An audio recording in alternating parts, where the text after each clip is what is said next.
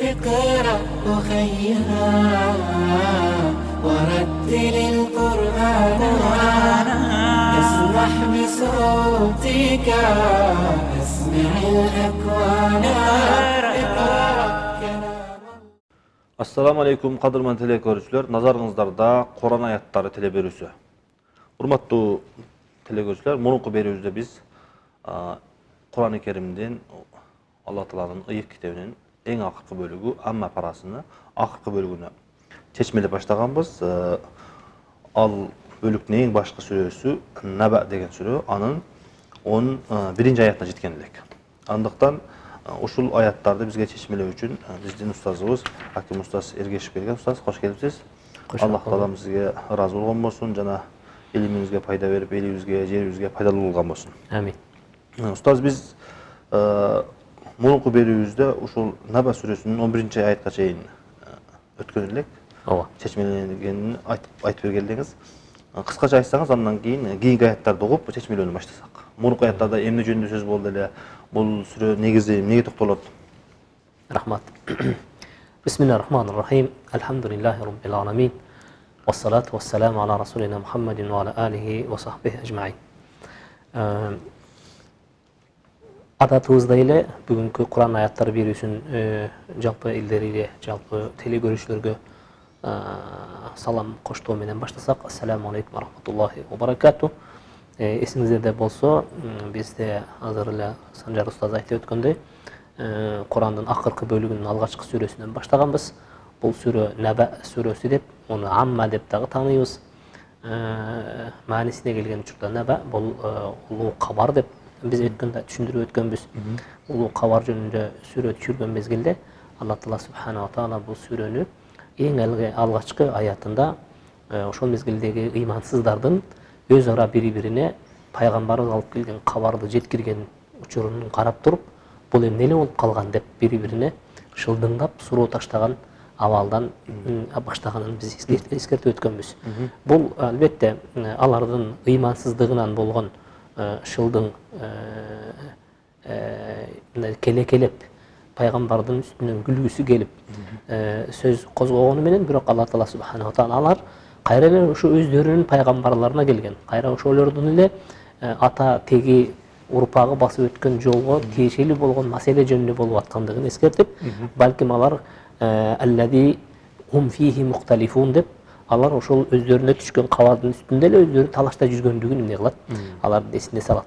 Мына ошолор талашып жүргөн маселени пайгамбарыбыз чекит коюп, бул талаша турган маселе эмес, мунун төгүнү мындай, мунун акыйкаты моундай деп кабар алып келген болчу. Алда кабар кайсыл кабар болчу? Бул Алла Таала субхана ва таала бул аламды жараткан мезгилде бул аламга да өмүр берген. Бул аламдын биз жашап аткан дүйнөнүн да чектелүү өмүрү бар.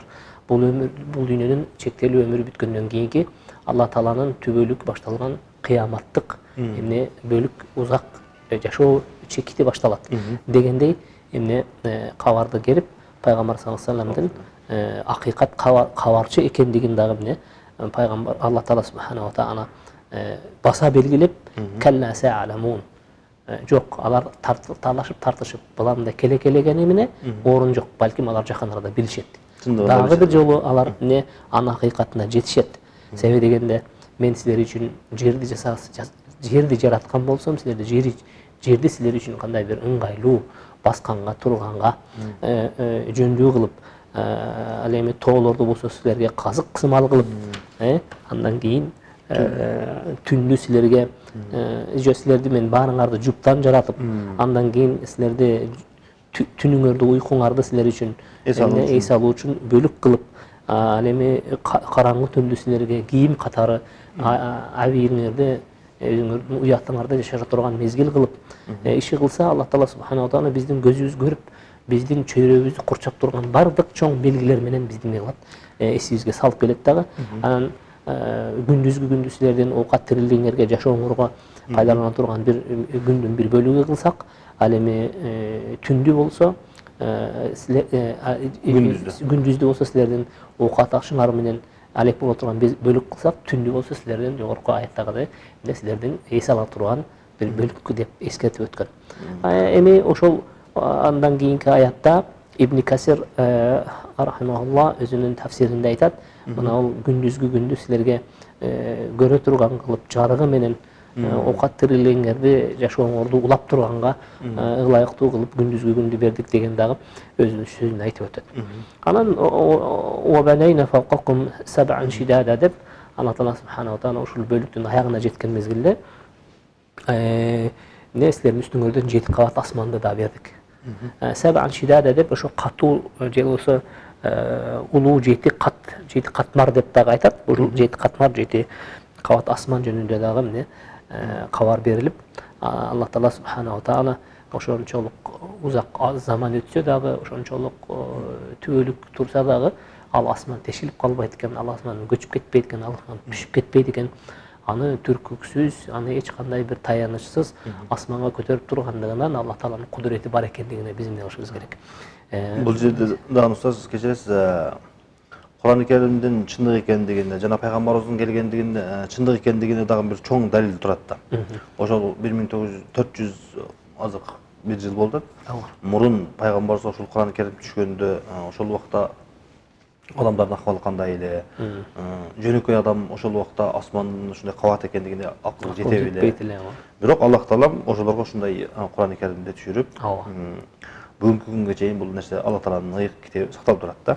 Бул жерден демек чындыгында биз пайгамбарыбыздын чындыгын, Кур'ан-ы Керимдин чын экендигини тастыктаган бир чоң далил десек де болот экен. Эң туура айтасыз. Куранды көпчүлүк адам мындай бир татаал илим катары кабыл алышат да.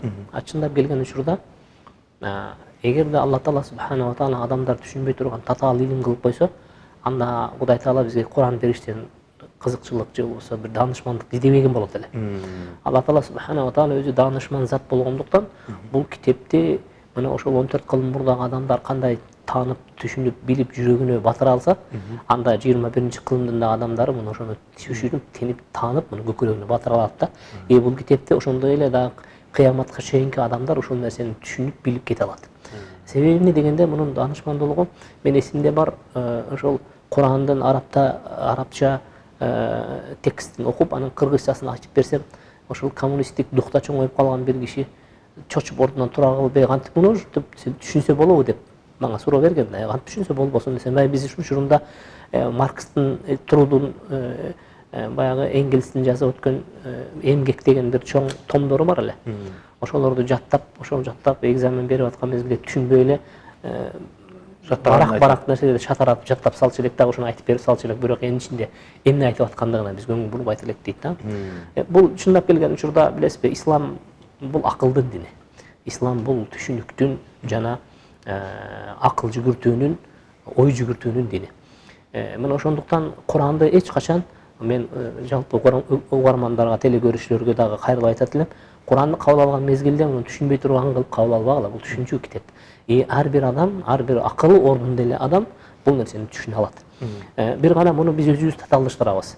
Албетте, түшүнүүгө келген учурда ичиндеги кээ бирки сезгич маселелер бар, кээ бирки акыйдалык маселелер бар, айталык, кээ бирки ыймандын туура сакталып калуусуна негиз койгон маселелер бар. Бул маселелерге келген учурда этияттап, алымдар аркылуу түшүнгөнүбүз жакшы. Бирок ичиндеги ой жүгүртө турган, биз жогору жакта мына бүгүнкү күнү тафсирлеп аткан аяттарга келген учурда кыргыз тилинен окубайлык, орус тилинен окубайлык, англис тилинен окубайлык, мына ушул эле маани келет. Себеби дегенде биз түшүнүктүү, асман, жер, бизди курчаган чөйрө, күнүбүз, түнүбүз, жашообуз, биздин уйкубуз, биздин мындайча айтканда ойгоо мезгилибиз дегендей.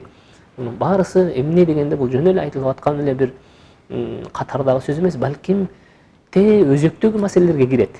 Биз эмне үчүн көп кандай десем, жараткандын өзүнө эмне үчүн анчалык биз маани бере албайбыз? Себеби дегенде өзүбүзгө таандык болгон жөнөкөй маселеге маани бербей атабыз. Эң жөнөкөй мен териме тийип аткан маселеге мен кайдыгермин. Мен түнүмө кайдыгермин, мен күнүмө кайдыгермин. Менин жашоомо кайдыгермин, мен мени курчап турган чөйрөгө кайдыгермин. Биздин ушул адабиятыбызда эле, биздин фольклордо эле жөнөкөй жерден чыккан эмес. Мен ойлойм, мен ошол биздин элибиз да улуу элдерден, кыргыз эли байыркы элдерден болгондуктан биздин ошол табиятка дагы жакын болууну, же болбосо баягы айтып жүрбөйбү Манастын 7 осуяты деген учурда табият менен таттуу мамиледе болуу деген сөздүн түбүндө эмне жатат дегенде, сен чөйрөңгө көңүл бур. Сени курчап турган чөйрө менен чогуу жаша. Сен ошол чөйрөнү таанысаң, сен жаратканыңды тааныйсың деген маселе турат да. Мына ошондуктан бул маселе, бул бүгүнкү тафсирибизде дагы Алла Таала субханаху таала ошол 7 кабат асманды жаратып, анан кийин ошол 7 кабат асмандын ортосунда бизге وَجَعَلْنَا سِرَاجًا وَهَّاجًا деп bir чоң белгилерден бири, мындай бир чоң силерге жарык жалтылдап жанып турган чырак бердик деген да. Жалтылдап жанып турган чырак эмне десе, муну аларга бул күн дейт да. Эгер чындап эле бүгүнкү күндү, бүгүнкү биздин ааламыбызды, бүгүнкү биздин жашообузду, биздин тиричилигибизди биз күнсүз элестете алабызбы десек, мүмкүн эмес. Бүгүнкү ар бир аалым, ар бир окумуштуу, ар бир биолог, ар бир химик, ар бир физик, ар бир математик келип туруп, даже музыкант да айтат да, күнсүз болбойт жашоо деп айтат да. А бул эмне деген сөздө, бул да чындап эле Алла Тааланын кудурети бар. Ошол күн аркылуу бизге жарык берет, күн аркылуу бизге кайрат, күч берет, күн аркылуу бизге өмүр берет. Күн биздин жашообуздун негизги эмне өзөктөрүнүн бири деп билсек болот да. Ошондо Алла Таала субханаху таала ушундай бир кудуреттүү аятты берип, биз силерге мына ошондой эмне жалтылдаган күн берип, анын ысыгы аптабы менен жылытсак, жарыгы менен силерге эмне жашоого эмне мүмкүнчүлүк беребиз дейт. Андан кийинки аятта Бисмиллахир-рахманир-рахим. Wa anzalna minal mu'sirati ma'an sajjaja linukhrija bihi habban wa nabata. 13-14 аяттарда жаркыраган чырак жасадык деди. Ошол эле сөздү толуктап важаннатин алфафа. Важаннатин алфафа. Булуттардан нөшөрлөгөн жаан жадырдык, даан өсүмдүктөрдү чыгарууубуз үчүн деп, андан кийинки аятта чырмалашкан дарактарды да өстүрүү үчүн. Bunu ayette жақсы айттыңыз, себеби дегенде биздин эң алгачкы сүрөнүн башынан баштап ушул мезгилге ушулга чейинки болгон баардык алып келинген аяттар Алла Таала субханаху таала бизди бир чоң айкын далилдер менен несе бир сөздү айткысы келип бизди эмне кылып атат, кайра биздин көңүлүбүздү өзүнө буруп атат. Бул дагы устаз кечиресиз, Кур'ан-ы Керимдин бир услубу десек болот да. Ооба. Эгерде бизге жакшы бир же бир мындай чоң кандай дейбиз? Бир маанилүү нерсени айткысы келген учурда андын ошол нерсени айтыштан алдын көп эскертүүлөрдү берип, биздин көңүлүбүздү буруш үчүн эң туура айтасыз. Ушундай көптөгөн азыр ушул жерге чейин мисалы үчүн 16 аятка чейин ушундай нерселер келди. Мунуку окуяны айтты, бизди курчап турган нерселер жөнүндө айтты. Биз чындап боюбузду жүгүртүп, көңүлүбүздү бургандан кийин бизге эми эскертүү келди. Ушул эскертүүлөрдүн, ошол айкын далилдердин 8-инчиси ушул болот дагы. Анзална минал му'сирати ма'ан сажжажа деп, линухрижа бихи хаббан ва набатан ва жаннатин алфаф. Алла Таала субханаху ва таала эми биз жана жогоруда айтып аттык, күн өзүнчө бир чоң далилдүү бизге айкын бир аламат десек, түн өзүнчө болсо, тоо өзүнчө болсо, иши кылса Алла Таала субханаху таала жуп кылып жараткандык өзүнчө болуп атса, бул жерде эми күндү дагы айтып өттүк. Андан кийинкиси эми күн болсо, жарык болсо, бирок суу болбой калса жашообузду элестете албайт элек да. Мына ошондон Алла Таала субханаху таала баягы ал-му'сират деп, мындайча айтканда, булутту биз как орусчасын айтканда, кыргызчасын билбейм, губка деп коебуз. Мочалка. Мындай сыккан мезгилде ичинен суу чыккан нерсени ал-му'сира деп коет арабтар. Анан кийин Алла Таала субханаху таала мына ошол сыкма деп коетчу кыргызча. Сыкмалардан силерге нөшөрлөгөн суу чыгара турган нерселерди жибердик дейт. Булут экен. Анан кийин линухрижа бихи хаббан ва набата. Мына ошол түшкөн суу аркылуу силерге эмне өсүмдүк, мөмө жемиштерди чыгарып беребиз дейт. Важаннатин алфафа деген сөз силердин курчап, тегеректеп, кооздоп турган токойлорду өстүрүш үчүн дейт да. Эгерде биз жер бетиндеги кооздукту чындап эле өзүнүн ордунда тааныганыбызда, анда дүйнө жүзүн таң калтырып аткан художниктерге биз баа бербешибиз керек. Художник эмне кылат дегенде, ошол дүйнөдөгү болгон кооздуктун кайсы бир кичинекей бөлүгүн алып келип туруп эмне кылат, кагазга түшүрөт. Анан кийин биз ага баа берип, аны кылымдар менен сактап, анын өзүнчө эле баасын аштырып, анан ашырып, андан кийин келип туруп, анын атын атап, ким десе айтайлык баланча деген сүрөтчүнүн жазган сүрөтү деп туруп аны эмне кылабыз биз мактап чыгып келебиз. А бирок мына ошол сүрөткө түшүп аткан нерсенин ээси чыныгы сүрөтчү ким? Ушулар кооз кылып жараткан. Мына ошол кооздуктун чыныгы ээси ким деген маселеге келген учурда чындап эле Алла Таала субхана ва таала мына ошол кооздукту мына ошондой болгон кулач чексиз аянттарга суу жеткирип, ошолорго нөшөрлөгөн булуттарга миллиондогон тоннадагы сууларды көтөртүп алып барып, аны ошол жерге нөшөрлөтүп, аны ошол нөшөрлөгөн жамдардын артынан анан кийин жадыратып күн берген мезгилде анан кийин жанагы биз элестеткен кооздук келип чыгат экен да.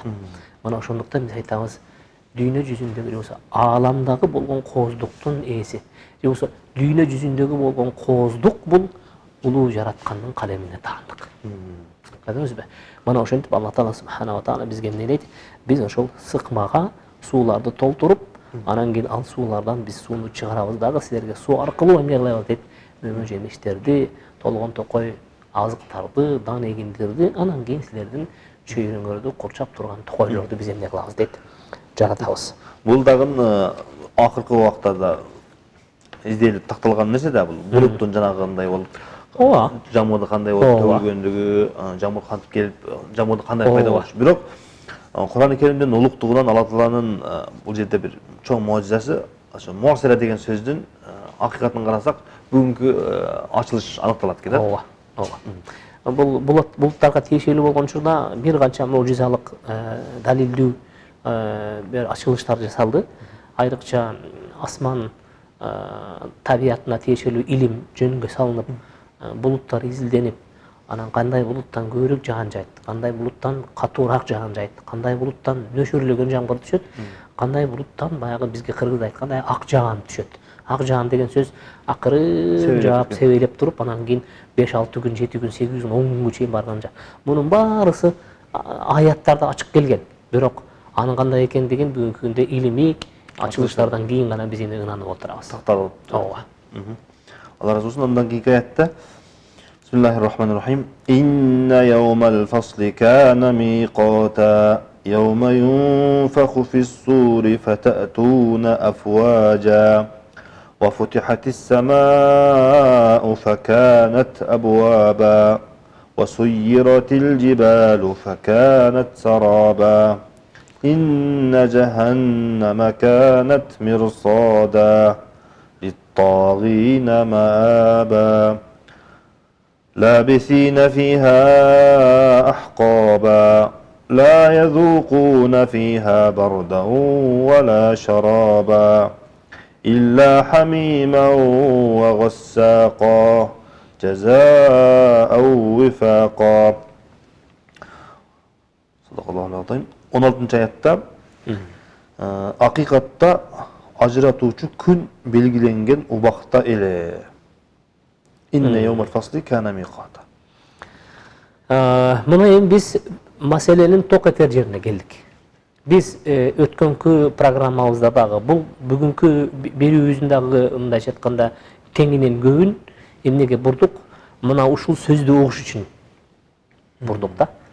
Мына биз айтып келген маселелердин баардыгы келип туруп, эмнени айткысы келип атканы эле жанаткан. Бизге Алла Таала эмнени түшүндүргүсү келди эле. Биздин эсибизге эмнени эскертип салып, жыйынтыгында адамдар өздөрүнө эсеп берип, Алланын астындагы болгон ишенимдин негизги пайдубалын корууга эмне зарыл экендигин Кудай Таала эми айтып баштайт. Ал эмне дегенде инна яумал фасли кана миqata. Яумал фасл деген сөз мындайча айтканда чекит коюлуп, арысын ары, берисин бери бөлгөн күн. Ал деген сөз кыяматтын күнү. А яумал фасли кана миqata деген сөз анын убактысы, мезгили чектелип коюлган. Аны отсрочка берип, жок эми кичине жылдырап туралычы дегенге да болбойт. Жок, анын убактысы коюлду бар. Ал күн бар күн, ал такталган күн, ал белгиленген күн, ал чектелген күн. Бир гана айырмачылыгы эмнеде дегенде, анын маалымы, анын акыйкаты Алланын өзүндө гана. Биз билбейбиз. Бирок акыйкатычы дегенде биз билебиз, ал бар. Қараңыз, мына ошентип Алла Таала субханала тағала адамдарға есеп беріп, жалпы қалаяқтың үстінен есеп жүргізіп, анан кейін өзінің илиминде сақтап, ким қандай амал қылды, ким бейіштікке татыктуу, ким дозокко татыктуу дегендей. Адилеттүү, адилетсиз. Адилеттүү, адилетсиз. А бирок ал адилеттүүнүн амалына жараша жакшылык күн бере турган, же болбосо адилетсиздин, күнөөкөрдүн амалына жараша жаза бере турган күн кайсыл күн дегенде Алла Тааланын өзүнүн илимине калтырылган күн. Качан экендиги. Качан экендиги Бирок сөзсүз түрдө болот деген. сөзсүз түрдө болот. Жана бул жерде дагы мани келип, бул дүйнөнүн азыркы биз жашап жаткан дүйнөнүн акыры бар экендиги. Бар экендигин далилет, буга кичинекей ишарат берилет кийинки аятты окусаңыз. Yawma yunfakhu fis-suri fatatuna afwaja. Мынеке. Сурнай татылган күнү силер топ-топ болуп келесиңер. Мынеке. Мана ошол кайсыл күн дегенде ошол сурнай тартыла турган күн болот деп кабар берип койду. А бирок ошону дагы эле датасын, тарыхын, мезгилин биз билбейбиз, бирок бир эле белгисин билебиз, ошол мезгилде эмне бир үн чыгат. Ал сурнайдын үнүнө окшогон үн. Сурнай тартылат деген сөздү түшүнбөш керек. Көпчүлүк угармандарында түшүн, анда биз сурнайдын үнүн күтүшүбүз керек экен. Жок. Бул жерде сурнайдан чыккан үндөй болгон үн чыгат. Же болбосо биз адатта сурнайдан кандай үн катчу элек, укчу элек. Мына ошол үнгө үндөш болгон, ошого жакын болгон эмне үн болгондуктан. Демек бул жерде аттары бир болгону менен акыйкат башка. Акыйкаты башка. Себеби ал кыямат күнү гайып. Бул дүйнөгө окшош эмес, башка дүйнө болгондуктан. Биз билбеген алам. Ал сааттагы болгон аламаттарды, ал сааттагы болгон жүрүштөрдү, кыймылдардын баардыгын Алла Таала субханала таала өзү аткарат, бирок биздин кабылдообузга, биздин акыл эсибизге, түшүнүүбүзгө жакын алып келиш үчүн Алла Таала субханала таала түшүнгөн нерсени айткан. Биз түшүнө турган тилге эмне кылды? Эмне котормолоп берди. А силер ошол яума юнфаху фис-сури, ошол чоор сурнай тартылып, сурнайга үйлөнгөн күнү фататуна афважа, мына ошол мезгилде силер эмне топ-топ болуп эсепке келесиңер. Топ-топ болуп, ошондо анан таразыңарга карайсыңар. Топ-топ болуп, ошол мезгилде андан кийин билесиңер, ким оң колунан китеп алат, ким сол колунан китеп алат. Wa futihati as-samaa'u fakanat abwaba. Биз жогору жакта айтып өткөн эми кыргызчасын окусаңыз, тоолор ордунан жылдырылып жакын болот. Wa futihati as-samaa. Ошондо асман ачылып, калгаларга айланат деп. Биз жогорку аяттарда айтып элек, асман бул кылымдар бою бүтүн турган. Асман кылымдар бою көчүп кетпеген, түшүп кетпеген, тешилбеген деп. Бирок анын тешилген мезгили келет. Убакыты жеткен. Асмандын көчкөн мезгили келет. Мына ошондуктан Алла Таала субханала таала сурнай тартылуу менен кошо эле дагы бир андан дагы чоңураак белгиси катары асмандан жарылуусу. Асмандан жарылып, ал жер кадимкидей ачылат. Мындайча айтканда, кадимкидей эле эшик каалга сымал эле эмне, мындайча айтканда, мындай эле ачылат. وفتحت السماء فكانت أبوابا وسيرت الجبال فكانت سرابا. Ошондо тоолор ордунан жылдырылып закын болот. Эми бул жерде биз тоолорду кебелбес катары кабыл алабыз. Тоолорду озунан жылбаган эң мындай бир чоң салмак, чоң күч катары туюп келебиз. Бирок Алла Таала субханала тааланын жараткан махлукаттары дейликчи. Алла Таала жараткан жылдыздары дейликчи, биздин көрөрмандарга түшүнүктүүрөөк болуш үчүн. Алла Таала жараткан жылдыздардын арасында эң кичинекей жылдыздардын бирине жер кирет. Эгерде биз жерге 250 жарык жылы менен жакын болгон 250 жыл жарык жылы менен жакын болгон жылдызга салыштырып карасак, ошол жылдыздан биздин жерибиздин өлчөмү 300 000 эсеге кичине. 300 000 эсеге кичине. Демек ал кандай чоң? Ал значит ал канчалык 300 000 эсе бизден чоң болсо кандай болгон чоң жылдыз. А бирок эгерде биздин жашап аткан жер шары өзү эң кичинекей жылдыздардын катарына кирсе, анда бизден чоң болгон жылдыздардын саны канча экен деп да суроо беришибиз керек. Бизди курчап, биздин айланабызда тынымсыз учуп турган жылдыздардын саны, астроном окумуштуулар айтат, эгерде жер бетиндеги жараланган кумдарды санасаңар, санай алсаңар. Анда ошол жердин бетиндеги кумдардын санынча асманда учуп жүргөн телолор бар дейт да. Мындан биз билсек болот, улуу жараткан өзүнүн кудуретине алып, ушунчалык көп нелерди, бир жылдыздарды, телолорду жараткан. Алар кайда дегенде, алар өздөрүнүн огунда азыр зымырап учуп баратат.